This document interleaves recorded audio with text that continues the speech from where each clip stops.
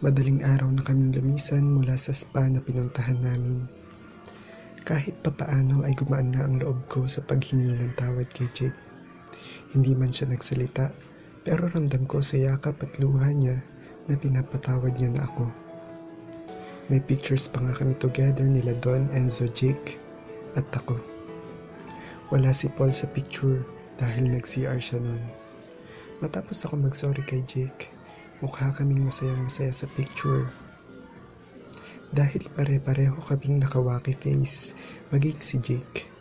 Pero hanggang doon lang pala ang saya niya. Dahil hanggang makarating ako ng bahay, ay hindi na ako kinausap ni Jake. Tahimik lang siya hanggang maghiwa-hiwalay na kami. Naiintindihan ko. Pinatawad niya na ako pero ramdam ko kailangan niya ng time para sa sarili niya, para pag-isipan ang lahat. Mga bata pa lang kami, alam kong hindi marunong magtanim ng sama ng loob si Jake. Ako din pala ang mismong nagturo sa kanya nun. Alam kong sobrang sakit nun para sa kanya, kaya hindi ko siya masisisi dahil kasalanan ko ang lahat.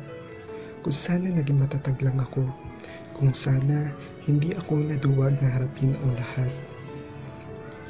Pumasok sa isip ko ang offer sa akin papuntang Qatar. Hindi ko pa din maisip kung ano ang itutugon ko. Pakiramdam ko ay kailangan ko munang ayusin ang sa amin ni Jake bago ko tuluyang i-grab ang opportunity. Ayokong umalis na lang bigla nang hindi kami nagkakaayos. Ayokong gawin ulit sa kanya yun.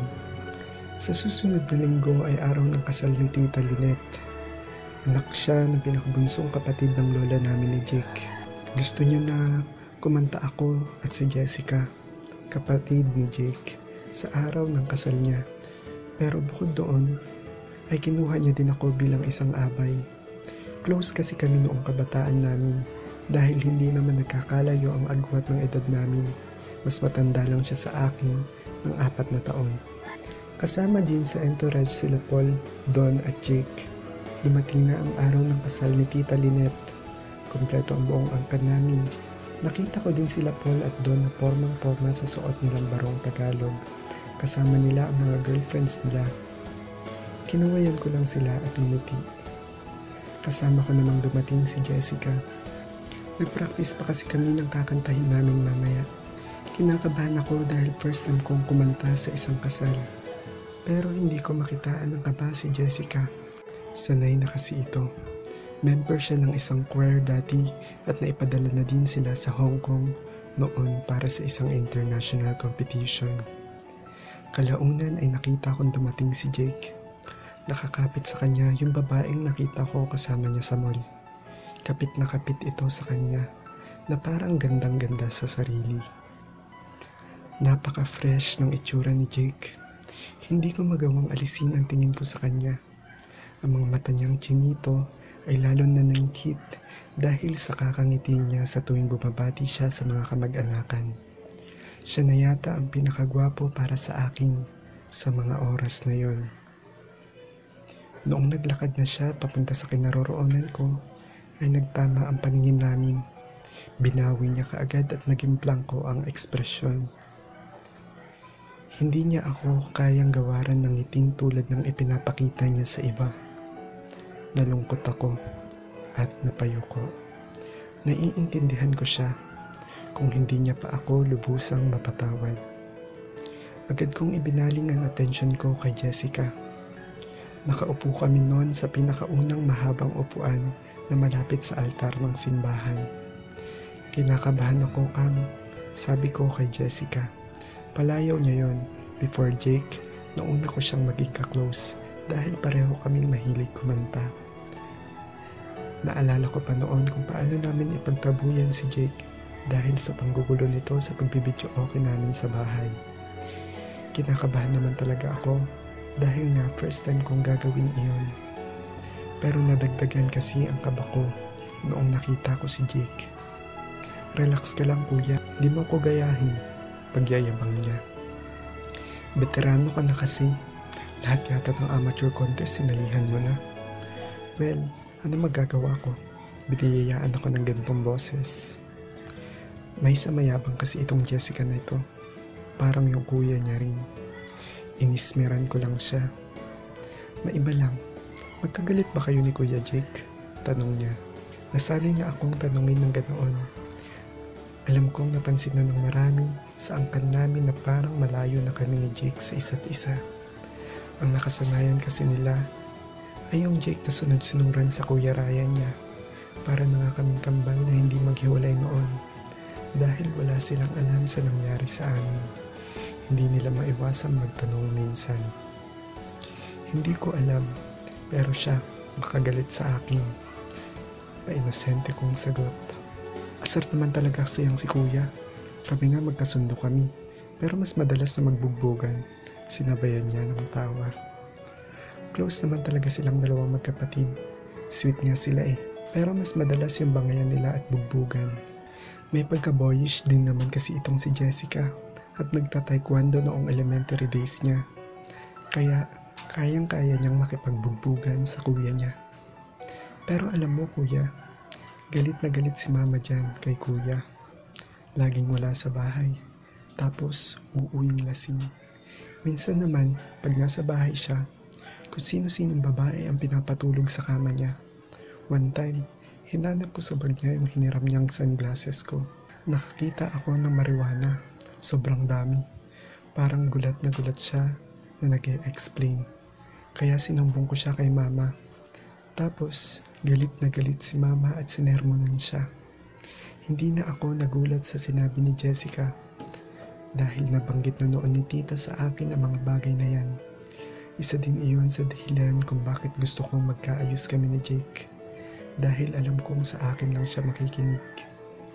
Pero hindi pa yata tamang panahon. At ito pa, pagpapatuloy ni Jessica. Alam mo bang may death threat yan? Nagulat ako at labis na nabahala. Bakit siya magkakaroon ng death threat? Ibang usapan na to. Buhay na ni Jake ang nakasalalay. Bakit? Gulat kong tanong sa kanya. Ginawa niya kasing negosyo ang marijuana. Nagbebenta siya sa mga kakilala niya at kahit sa mga hindi kakilala. Pero wala siyang nairimit na pera doon sa nagsusupply sa kanya dahil siya mismo ang gumagamit ng ibinebenta niya. Siya ang halos nakaubos. May halong pag-aalala ni Sambit ni Jessica. Sobra silang nag-aalala sa kapakanan ng kuya niya. Kaya noong nalaman din daw ni Tito, ama ni Jake, ay sobrang nagalit daw ito at binigyan si Jake ng pera para bayaran ang dapat bayaran sa supplier ni Jake. Balak sanang iparehab ni Tito si Jake. Pero nangako si Jake na hindi na uulit at nagtiwala sila sa sinabi ni Jake. Tuwang-tuwa nga daw sila ni Tita dahil dumating na ako para magabayan ulit si Jake. Ang kaso, iba na ang sitwasyon namin ngayon. Nakakalungkot at nakakabahala, hindi na tulad ng dati. Sa mga nalaman ko na yon ay naghalo ang labis na lungkot at pagkabahala. Bakit tumantong si Jake sa ganito?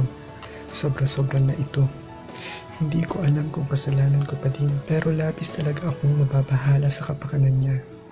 Paano kung natuluyan siyang patayin? Hindi ko mapapatawad ang sarili ko. Kung alam ko lang na ganito ang mangyayari, hindi na sana ako umalis. Ayoko mawala si Jake sa ganoong paraan. Hindi baling huwag niya akong pansinin habang buhay. Huwag lang siya mawawala ng ganoon. Natulala ako sa mga narinig ko at hindi ko na nakuha ang iba pang sinasabi ni Jessica. Si Jake ang laman ng isip ko. Ang kapakanan niya at ang offer ko sa Qatar. Nagdadalawang isip na akong i-grab ang offer na yun. Manghihinayang naman ako kung ito-turn down ko ang offer dahil mas malaki ang sahod na makukuha ko kung sakali. Kailangan ko yun at kailangan ng pamilya namin. Pero baka magtuloy-tuloy si Jake sa kalokohang ginagawa niya. Gulong-gulo na ako. Kuya, hindi ka naman nakikinig eh. Pagrereklamo ni Jessica. Ang dami niya na palang naikwento pero hindi ko na naintindihan yung iba. Mamaya na nga lang, magsisimula na daw ang ceremony. Dugtong niya. Tumango lang ako at lumingon sa kinaroroonan ni Jake. Nakatingin din pala siya sa akin pero agad na umiwas. Maya-maya ay sinabihan na kami pumwesto na sa bukana ng simbahan dahil mag-uumpisa na ang seremony. Dumating na kasi ang bride. At dahil kami lang ni Jake ang matangkad, pareho kaming nasa likuran ng pila, pero nasa unahan ko siya. Kapartner ko noon si Rose na kamag-anak din namin. Ang partner naman ni Jake ay si Jessica. Tinitingnan ko lang ang pamilyar na likod ni Jake, na noon ay binibilang ko pa kung ilan ang nunal niya sa bahaging yon. 6 ang nunal niya sa likod at hindi ko nakakalimutan yun. Hindi naman siya lumilingon sa likod ko, kaya pinagsawa ko ang mga mata ko na masilayan siya. Labis ang lungkot na naramdaman ko. Parang gusto kong tumikit sa kanya at yakapin sa likuran. At hindi na pakakawalan. Yakap na dati kong ginagawa sa kanya sa tuwing natutulog kami. Yakap na pumupuno sa pagkatao ko. Gustong gusto kong guluhin ang nakaayos niyang buhok na dati ay napipikon siya na parang bata sa tuwing ginagawa ko iyon. Gustong gusto ko din patikim ang tenga niya na pinagbibiskitahan ko dati sa tuwing ginugulat niya ako. Sobra akong nangungulila sa kanya. Ilang dangkal lang ang pagitan namin, pero parang napakalayo niya na hindi ko kayang abutin. Madami akong gustong gawin sa kanya na mga oras na yun. At alam kong hindi ko na ulit magagawa sa kanya. At nakadagdag yun sa matinding kalungkutang lumulukob sa pagkatao ko na mga oras na yun. Nasa harapan ko na siya, pero hindi ko magawa ang mga gusto kong gawin. Gusto ko siyang kausapin, pero ramdam ko ang bigat ng pakikitungo niya. At wala akong lakas ng loob na gawin yun. Masyado akong duwag pagdating kay Jake. Sa sobrang kaduwagan ay mismong ako ang naging dahilan ng pagkalugmok at nagkait ng kaligayahan sa kanya. Duwag kasi ako. Duwag. Kung may babalik ko lang sana ang dating kami. Kung may babalik ko lang sana. Nagsimula na ang seremony at kanya-kanya na kaming naglakad sa aisle. Sinalubong kami ng mga ngiti ng mga taong naroroon at flashes ng kamera. Na makapwesto na kami ay nagpalakpakan ang mga tao. Nagsimula na din pumailan lang ang napakalamig na boses ni Jessica sa kantang I Will Be Here na sinabayan din ng piano. Si tita ang nag-request nun dahil paborito daw kantahin sa kanya nang mapapangasawa niya yun. Ako dapat ang kakanta nun, pero tumanggi ako. May something kasi sa kanta na magpapaalala sa pangakong hindi ko tinupad. Ang pangako namin ni Jake na walang iwanan. Tumingin ako sa groom na namumutla sa kaba at nangingilid ang luha. Hindi halos pumipikit na makita niya ang napakagandang bride na kasalukuyang nagpa-bridal walk. Tumingin ako sa gawin ni Tita Lynette. Mabagal ang paglalakad niya habang nakakapit siya kay Lolo Anton, ang tatay niya. Damang-dama niya ang paglalakad na parang sinasabi niyang, "This is the happiest moment of my life." Mabuti pa si Tita. Nagawa niyang magmahal na walang ipinagbabawal. Magagawa niyang ialay ng buo ang kanyang pagmamahal at pagkatao sa isang tao na naghihintay sa kanya sa altar. Mabuti pa sila. Hindi nila mararanasan ang kutyain at husgahan ng mga tao dahil sa pagmamahalan nila. Inilibot ko ang tingin ko sa paligid at madami ang naluluha sa galak habang nakatingin sa naglalakad na bride. Parang nahahawa ako sa pagluha nila. Ibinalik ko ang tingin kay tita. Pero sa pagkakataong ito, naluluha na ako habang nakangiti. Si Jake kasi ang nakikita ko sa isip ko. Si Jake na sobrang tuwa sa tuwing nakikita ako at sinusugod ako ng yakap. Si Jake na nakasimangot sa tuwing nagtatampo sa akin. Si Jake na walang humpay sa pagkukwento. Si Jake na masaya sa lahat ng bagay basta kasama niya ako. Si Jake, ang pinsan kong inosente. Mas naluha pa ako sa huling Jake na nakita ko. Umiiyak siya habang inaamin niyang mahal niya ako. Pinilit kong huwag nasaktan, pero ano ang magagawa ko?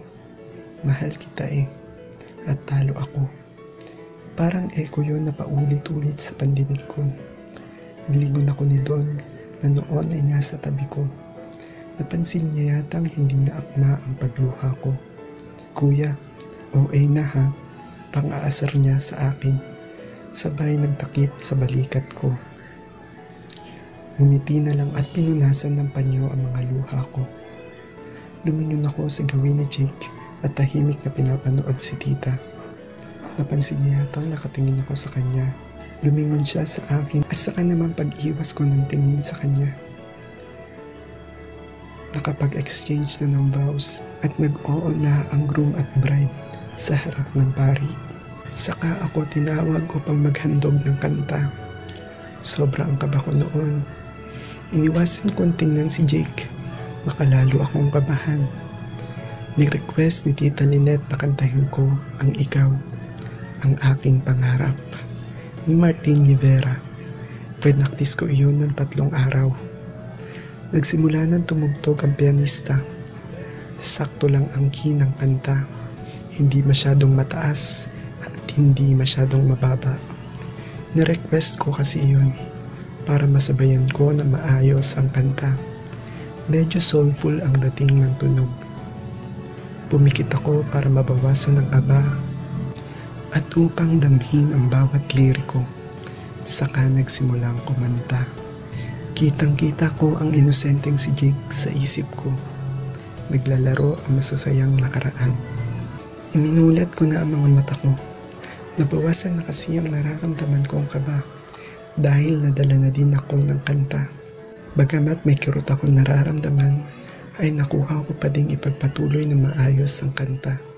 Ramdam kong nakatingin sa akin si Jake. Nasisilayan ko kasi siya sa gilid ng aking mata. Pero iniwasan ko pa din siyang tingnan. Baka kasi maiyak ako dahil damang-dama ko talaga ang kanta. Hindi man ang buong kwento namin ang itinutukoy ng kanta, pero may mga bahaging nagpapaalala ng mga nakaraan namin. Muli akong pumikit para mag-concentrate. Tumataas na kasi ang mga piyasa. Nakanta ko na maayos ang medyo mataas na bahagi na iyon. Dahil siguro sa damang-dama ko ang pagkanta ay hindi ako nahirapan. Hindi ko na mapigilang tumingin kay Jake. Titig na titig siya sa akin. Iba ang nababasa ko sa mga mata niya. Saya, lungkot at pananabik. Hindi ko masyadong mawari kung alin sa mga iyon ang ibig sabihin ng mga mata niya. Natapos ko ang kanta at nagpalakpakan ang mga tao. Nag-iwan din kasi ako ng mensahe para sa dalawang ikinasal. Natapos na ang seremonya. Nag-picture taking muna kami. Kakaunti lang ang bilang ng pamilya ng groom. Mas marami yung sa amin dahil mistulang isang barangay. Pinansagan nga namin pamilyang di magiba dahil sa sobrang dami namin. Kinulit ako ni Don na mag-selfie gamit ang phone kong dala. Pumayag naman ako. Panay kuha niya ng picture naming dalawa habang hawak-hawak niya ang phone ko. Kalaunan ay nakita niya si Jake at tinawag para sumali sa picture namin. Noong una, tumatanggi si Jake pero napapayag siya ni Don. Doon sana siya pupwesto sa tabi ni Don. Kaso pinalipat siya nito sa tabi ko. Nag-aalangan pa nga siya na lumapit dahil ako ang makakatabi niya. Pero wala na din siyang nagawa. Kapag titingnan mo sa larawan, akala mo wala kaming samaan ng loob. Akala mo masaya kami. Masaya din na idaos ang program sa reception. Ginanap iyon sa isang hotel. Pinakanta pa ulit kaming dalawa ni Jessica ng tigi-isang kanta. Gabi na nang matapos ang program. Medyo nabitin kami sa aming iniinom na beer, kaya napagkasunduan na magpipinsan na mag-bar. Hindi na siguro ako sasama sa inyo, sabi ko kay Don. Ano? Pinanlakihan niya ako ng mata. Kuya naman, minsan lang to, pagmamaktol niya. Kapag sumama kasi ako, alam kong hindi na sasama si Jake. Paliwanag ko sa kanya. Ako bahala dun sa kupal na yun. Sumang-ayon na lang ako at sinabing mauuna na lang ako, tulad ng dati para sumama si Jake. Tinawagan ko si Enzo para may makasama ako sa bar habang naghihintay sa kanila. Pumayag naman siya at nagkita na lang kami sa bar na sinasabi nila doon. Nakapag-reserve na kami na mahabang table para sa amin magpipinsan. Dalawa lang kami ni Enzo dahil hinihintay pa namin ang iba. Kaya kwentuhan muna kami. Hindi na muna kami umorder na maiinom dahil baka pag dumating ang mga yon ay lasing na kami. Kaya nagkwentuhan muna kami. Iba't ibang bagay ang pinagkwentuhan namin. Natutuwa ako dahil may sineseryoso na siyang girlfriend ngayon. Binibida niya palagi sa akin. Masaya ako para sa kanya. Hindi niya na din naman ako kinukulit sa nararamdaman niya para sa akin dahil alam niya naman na mag-best friend lang talaga kami. Bok, ang ganda niya, diba? Tuwan-tuwa siya habang pinapakita ang picture ni Tina, ang girlfriend niya. Oo nga, Bok, maganda siya. Kailan mo pa ipapakilala sa akin? Maganda naman talaga si Tina. Simple lang siya at mukhang mabait. Sa susunod na araw, Bok, may excitement ang tono niya. Schoolmate niya daw si Tina. Solid fan niya ito. MVP kasi lagi itong si Enzo sa school. May ba tayo? Kamusta na kayo ni Jake? Hindi ko pa din alam, Bok. Nagsorry na ako sa kanya, diba? Pero hindi niya pa rin ako kinakausap. Malungkot kong sabi. Baka kailangan niya lang ng panahon, sabi niya. Balak mo bang sabihin sa kanya na mahal mo din siya? Dugtong pa niya. Mariin akong umiling. Hindi na, Bok. Para saan pa? Hindi naman kami pwede at alam mo yan. Hihintayin ko na lang sigurong mapatawad niya ako at maging okay kami. Alam ko sa sarili ko na hindi ko kayang sabihin sa kanya yun. Hindi ko pwedeng sabihin sa kanya na naig pa din kasi ang utak ko ng mga panahon na yun. Oo, alam ko nakakainis pero hindi ko talaga kayang harapin ang nararamdaman ko.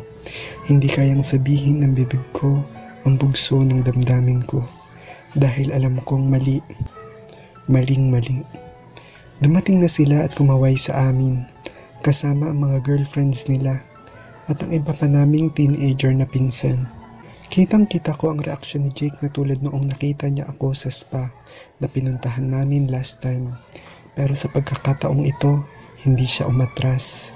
Tuloy-tuloy lang siya na tumungo sa kinaroroonan namin. Nakakapit pa din sa kanya yung babaeng kasama niya sa mall noong nakaraan. Baka kako, ito na ang bagong girlfriend ni Jake. Umorder na kami at nagsimula ng uminom habang pumapailan lang ang malakas na tunog sa magkakaibang speaker sa lugar na yon. Puro kwentuhan lang ang ginawa namin. Nagkikwento din si Jake at nakikipag-asaran sa mga pinsan namin pero umiiwas pa din siya sa akin. Medyo may tama na ata kami. Nag-aya silang sumayaw sa dance floor. Tumanggi ako dahil wala naman akong hilig sa sayawan. Naiwan kami ni na Jake at yung babaeng kasama niya. Maya-maya ay bumulong ang babae kay Jake. Tila nagpapaalam na mag-CR muna. Naiwan na lang kaming dalawa ni Jake. Tahimik lang naming pinapanood ang mga pinsan namin nag-e-enjoy sa pagsayaw. Gusto ko na sana siyang kausapin. Hindi din ako masyadong makaramdam ng hiya dahil sa alak na nainom ko. Pagkakataon ko na ito, humugot muna ako ng lakas ng loob sa kamarahan na tumikhim. Galit ka pa ba? Hindi ako tumingin sa kanya. Hindi siya kumibo. Tanging ingay lang ng bar ang naririnig. Mga ilang segundo ay nagsalita ulit ako. Ang gwapo mo kanina. Naiilang man pero yon ang way ko para ibahin ang flow na magiging usapan. Hindi pa din siya kumikibo. Nilingon ko siya. Para siyang nangingiti na nagpipigil. Nakaramdam ako ng pagiging komportable kaya ginulo ko ang buhok niya na tulad ng dati kong ginagawa at pinihit ang ulo paharap sa akin.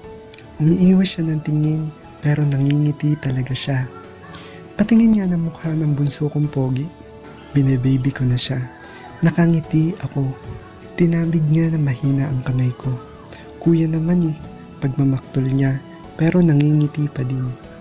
Naaaliw ako sa reaction niya kaya napatawa ako.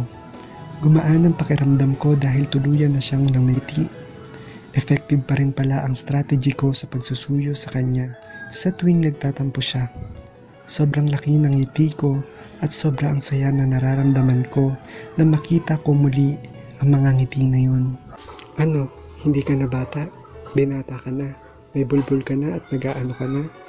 Inunahan ko na siya sa paulit-ulit niyang reklamo sa tuwing nangyayari ang ganoong eksena sa amin. Ngiti-ngiti talaga ako. Ang cute niya kasi. Hindi, sagot niya. Ano, nakangiti pa din ako. Mahal kasi kita. Medyo ilang ang pagkakasabi niya ngayon habang nakatingin sa mga sumasayaw. Alam ko na nahihiya din siya sa sinabi niya. Alam ko naman na mahal niya ako. Pero nagulat talaga ako sa pagkakasabi niya noon. Natameme na naman akong nakatingin sa kanya. Hindi ko kasi inaasahan na yun ang sasabihin niya sa pangungulit ko. Nag-iisip ako kung ano ang gagawin ko. Ayoko talagang sabihin na mahal ko din siya. Mahirap na. Lumingon siya sa akin ng seryoso at siya naman pagbawi ko ng pagkatameme ko. Oo naman, alam ko yun. Mahal din naman kita at alam mo yan. Iba ang tono ng pagkakasabi ko na yun. Sinadya kong isipin niya na mahal ko siya bilang kapatid. Ngumiti lang siya pero parang pilit. Malungkot ang mga mata niya kahit nakangiti siya. Tinusok ko siya sa tagiliran at napaigtad siya. Kiniliti ko na siya ng tuluyan para mabago ang mood niya. Ayokong makita ang lungkot na yun. Okay na tayo ha? Sabi ko sa kanya. Hindi siya sumagot. Kiniliti ko ulit siya at tawang-tawa na siya na parang naduduwal. Nagpakaawan na tigilan ko na. Pero hindi ko ginawa yun. Sa halip ay tinodo ko pa ang pagkikiliti sa kanya hanggang sa Oo na, sabi niya. Nahirap huminga. Dinadaan mo na naman ako sa ganyan mo, pagmamaktol niya. Inakbayan ko siya at tumakbay din siya sa akin. Pareho na kaming nakangiti. Sobrang saya ko. Madali pa din siyang suyuin. Akala ko, mahihirapan ako. Parang wala pa ring pinagbago. Ganun lang kami kadaling makipag-ayos sa isa't isa. May mga bagay akong gustong pag-usapan namin. Tulad ng bisyo niya at kung ano-ano pa. Pero hindi muna siguro sa ngayon. Mahalaga, okay na kami. Hindi man fully okay, pero good point na rin ito para muling makapasok sa buhay ni Jake. Saka naman ang dating ng babae na kasama ni Jake. Joyce daw pala ang pangalan. Masaya naman akong nakapagkilala sa kanya at hindi ako masyado nagselos nang malaman kong girlfriend siya ni Jake. Kahit na nakikita ko silang nag-kiss sa harap ko. Ewan ko kung bakit hindi ganoon katindi ang selos na naramdaman ko. Marahil, siguro na alam ko na ako ang mahal ni Jake. Masaya na ako dun. Dumating ang araw na kailangan ko na magdesisyon kung aalis ako o hindi. Pumunta ako sa agency na sinasabi ng employer na kukuha sa akin papuntang Qatar at buo na ang loob ko. Tinawagan ko si Jake para ayaing manood ng movie sa bahay na tulad ng dati namin ginagawa. Balak ko na din kasing sabihin sa kanya ang tungkol sa Qatar. Nag-uusap kami pero may konting ilangan pa din. Ramdam ko na nagtatansyahan kami. Hindi kasi madaling ibalik yung dating kami. Pero okay na yun para sa akin. Mahalaga, makausap ko siya ng maayos.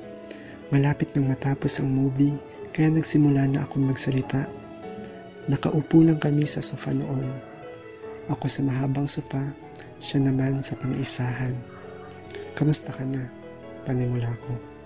Pero nakatutok lang ang mga mata namin sa palabas. Okay naman kuya, tipid niyang sagot. Miss na miss kita. Napalunok ako sa sinabi ko. Nakatutok pa din ako sa pinapanood. 2 segundo bago siya lumingon sa akin. Kaya tumingin din ako sa kanya. Nakita ko sa mga mata niya ang pananabik. Masayang masaya siya sa narinig, kahit hindi siya nakangiti. Nangungusap ang mga chinitong mata niya. Maraming emosyon ang nakita ko sa mga mata na yun. Binalik niya ang atensyon niya sa pinapanood. Ganoon din ako. Magkalapit man kami, pero parang ang layo pa din namin sa isa't isa. Hanggang sa natapos na ang palabas at magpapaalam na sana siya. Teka lang Jake, may sasabihin pa ako sa'yo. Ano yun kuya? Mahinang tanong niya habang nakatingin sa akin. Nakayuko lang ako noon, nag-iisip kung paano sisimulan. Okay lang ba sa'yo? Tanong ko. Na tipid niyang sagot. Aalis ulit ako. Pupunta na ako ng Qatar sa susunod na linggo. Nag-alangan ako. Nakatingin na ako sa kanya. Hindi ka agad siya nakapagsalita. Nakatitig lang siya sa mga mata ko. Yung parang titig na nagtatanong at nagpamakaawa na, bakit? Iiwan mo na naman ba ako? Hindi ko kayang matagalan ang titig na yon. Ganoon kasi ang titig nang nawalan na ng pag-asa. Masyadong nakakaawa at punong-puno ng katanungan. Kahit hindi man banggitin ng bibig niya, ay sapat na yon para maiparating sa akin ang mensahe ng puso niya. Ibinaba niya ng bahagya ang paningin. Nabanaag ko ang lungkot doon. Yung matinding kalungkutan. Saka biglang umiti na parang masakit at tumingin sa akin. Okay lang yun kuya. Huwag mo kong alalahanin. Tsaka nagpaalam ka naman eh. At naiintindihan ko. Ayos lang sa akin yun. Nakangiti siya pero hindi yan umabot sa mga mata niya. Parang iba ang sinasabi ng mga yun. Okay lang kuya. Wala na akong magagawa. Pero paano ka? Nauuntal kong tanong sa kanya. Kuya naman, sanay naman na ako. Di ba nga umalis ka na din dati? Ang kaibahan ngayon, madali kong matatanggap dahil nagpaalam ka. Pinipilit niya pa ding ngumiti. Huwag mo nang alalahanin si Bunso. Ayos lang ako. Gusto ko lang talaga magpaalam. Nagigilty ako dahil hindi ako nagpaalam sa'yo dati. Sorry ulit, Jake. Tahimik lang siya. Nagpipigil ng emosyon. Kita ko kasi sa mga mata niya yun. Ngumiti ulit siya ng pilit. Okay lang yun. Paano kuya? Uuwi na ako ha? Paalam niya. Parang nagmamadali na siyang umuwi. Dama ko ang bigat ng pakiramdam niya. Na tipong kung matatagalan pa siya sa harap ko, ay hindi niya na mapipigilan pakawalan ito. Gusto ko siyang yakapin para gumaan yung bigat na yun. Tumango lang ako. Tumalikod na siya at tumungo sa pinto. Sinundan ko lang siya ng tingin. Hanggang sa nakalabas na siya ng pinto. Hindi ito ang unang beses na nakita kong umalis siya. Pero ito yata ang pinakamabigat na pakiramdam na nadama ko. Dahil sa pagkakatalikod niya ngayon. Parang may kulang. May gusto akong sabihin sa kanya para gumaan ang bigat na nararamdaman niya. Ayokong umalis ng bansa na ganoong mukha ni Jake. Ang babaunin ko sa aking alaala. Ubod ng kalungkutan at sakit ang nakita ko sa mata niya. At hindi ko kayang matagalan na tingnan o kahit man lang isipin. Hindi ko na kayang pigilan. Parang sasabog na ang dibdib ko. Jake, sigaw ko. Hindi niya ako narinig. Mabilis kong tinakbo ang pinto at binuksan. Nakita ko siyang papalabas na ng gate. Mabilis akong tumakbo at nakalapit sa kanya. Napalingon siya ng bahagya at nagulat dahil mahigpit akong yumakap sa likuran niya. Nakayakap lang ako sa kanya. Hindi siya nagsasalita. Marahil dinarama ang pagkakayakap ko sa kanya. Sabik na sabik akong gawin ito sa kanya. Yung kahit ganitong yakap lang, masayang masaya na ako. Nangingilid na ang mga luha ko at ang mukha ko ay nakapatong lang sa balikat niya. Hindi siya pumapalag. Naramdaman ko bumibilis ang tibok ng puso niya. Sa pagkakataong iyon, pakiramdam ko ay iisa lang ang aming katawan. Naguunahan ng tibok ng mga puso namin. Damang-dama ko yun. Mga ilang segundo din kami sa ganoong posisyon. Saka ako nagsalita. Mahal din kita. Tuluyan nang dumaloy ang mga luha ko at pumapatak ngayon sa balikat niya. Mahal na mahal din kita, Jake. Mahina lang ang mga salitang iyon, pero buong buo kahit nagsimula ng mga tal ang boses ko. Naramdaman kong nanginig ang katawan niya. Para bang may lumabas sa kanyang pagkatao at sumambulat ng buo ang bigat na nararamdaman niya. Kasabay nun, ang pagdaloy din ng luha niya. Naramdaman ko kasing pumatak yun sa mga bisig ko na noon ay nakayakap sa kanya na mahigpit. Naramdaman kong gusto niyang humarap sa akin kaya kumalas ako sa pagkakayakap ko sa kanya. Tuluyan na siyang nakaharap at tumingin sa mga mata ko. Pinilit niyang umiti. Hindi ako makatingin sa kanya ng diretso kaya ibinaling ko sa ibang bagay ang tingin ko. Mahal din kita, kuya. Umiti lang siya at tuluyan ang pinunasan ng mga luha. Hindi, Jake. Mahal kita. Hindi ko pa din madiretso yung sasabihin ko. Alam ko kasing iba ang pagkakaintindi niya sa sinabi ko. Ang alam niya, mahal ko siya dahil pinsan ko siya. Tumingin na ako sa kanya. Oo nga kuya, diba? Mahal din kita. Nagugulahan pa rin yung tono niya. Nainis ako sa sarili ko. Nahihiya akong sabihin ng diretso. Naglakas loob na ako. Pinunasan ko muna yung luha ko at bumuntong hininga. Mahal kita, hindi dahil pinsan kita. Pinutol ko muna. Kulang pa ang lakas na loob na naipon ko. Lumiwanag ang mukha niya pero may pagtataka. Parang may hinihintay pa siya sa sasabihin ko. Mahal na mahal kita, Jake, kahit nasasaktan ako. Matagal ko nang nararamdaman sa iyo to. Pinipigilan ko pero mas nahihirapan ako. Alam ko, biglang naputol ang mga sasabihin ko dahil mabilis siyang yumakap sa akin.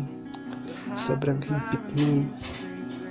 Damang-dama ko ang saya at pananabik. Teka lang, Jake, hindi pa ako tapos. Pinipigilan kong matawa dahil sa tuwa na nararamdaman ko sa ginawa niya. Tinutulak ko siya ng bahagya dahil hindi pa ako tapos sa sasabihin ko. Pero ayaw niyang kumawala. Pagkos ay hinigpitan pa yung pagkakayakap niya. Teka lang, kuya. Naramdaman ko yung tuwa sa boses niya. Hindi ko natuloy mapigilan ang tuluyang humiti at tumawa ng mahina dahil ang cute ng pagkakasabi niya na parang nahihiya at natutuwa na ewan. Ramdam na ramdam ko yung saya kahit hindi ko nakikita ang mukha niya dahil sa pagkakayakap niya. Ganon din ako. Halos walang mapagsiglan ang tuwa na nararamdaman ko ng mga oras na yun. Hindi na namin kailangan magsalita para lang sabihin na mahal namin ang isa't isa. Ang mga yakap na yon ang nagpapahiwatig ng tunay naming nararamdaman. Ang tibok ng mga puso namin ang nagpapahiwatig kung gaano kami kasaya. Gumanti na lang din ako na mahigpit na yakap sa kanya.